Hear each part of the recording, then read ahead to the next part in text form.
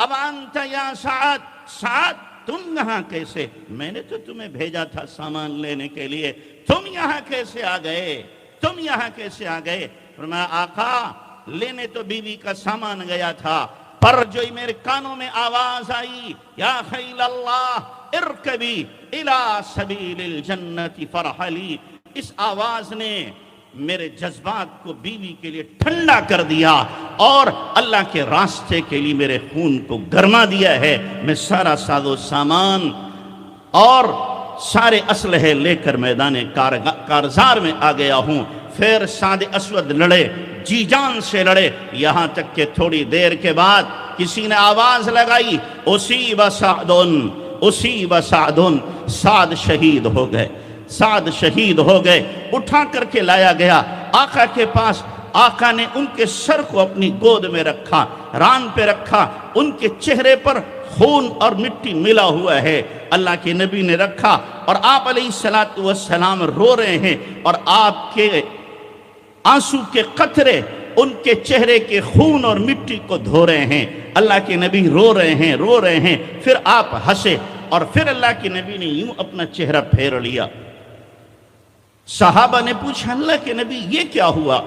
جنگ کے بعد پوچھا، آج 3 باتیں دیکھی جو اس سے پہلے نہیں دیکھی، آپ روئے بھی، آپ ہنسے بھی، آپ نے چہرہ بھی پھیرا، ایسا کیوں کیا؟ فرمایا رویا میں ساتھ کہ ان جذبات پر، اس قربانی پر کہ ساتھ جا رہا تھا بیوی کا سامان لینے۔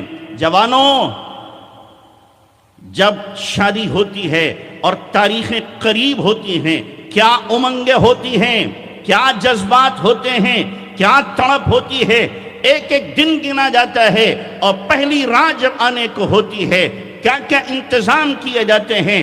ساتھ کے اندر بھی تو یہ جذبات ہوں گے، ان کے دل میں تو امنگیں ہوں گی، ان کے دل کے اندر بھی تو تمنائیں ہوں گی، لیکن انہوں نے ساری تمناؤں کو ڈھیر کیا اور اپنے قدموں تلے رون دیا۔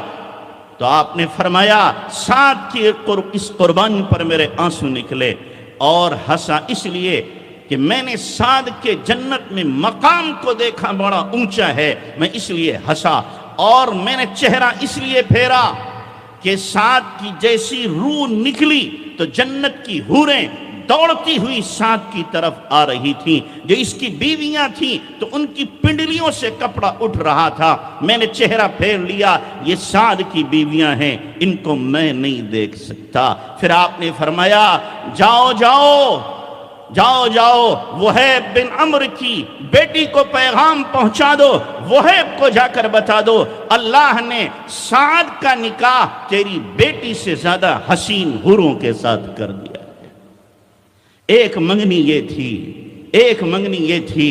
ہم منگنیاں کرتے ہیں، کتنے شور، کتنے ہنگامے، کتنے کھانے، کتنے لین دین، کتنے جوڑے اور کتنے زیورات چلتے ہیں۔ ساس کہتی ہے کنڈل تو مجھے بھی ملنا چاہیے، اور نند کہتی ہے انگوٹھی تو مجھے بھی ملنا چاہیے، پھوپھیاں اور تائیاں اور چچی اور ممانی اور خالائیں کہتی ہیں جوڑا اور کچھ روپیے تو مجھے بھی ملنا چاہیے۔ یہ سب کی سب لالچی عورتوں کی ٹولی ہے جو امید لگائے ہوئے ہیں ہمیں ملنا چاہیے، ملنا چاہیے۔ کیا تمہارے پاس کپڑے نہیں؟ کیا تمہارے پاس زیور نہیں؟ کیا تمہارے پاس پہننے کے لیے ساز و سامان نہیں ہے؟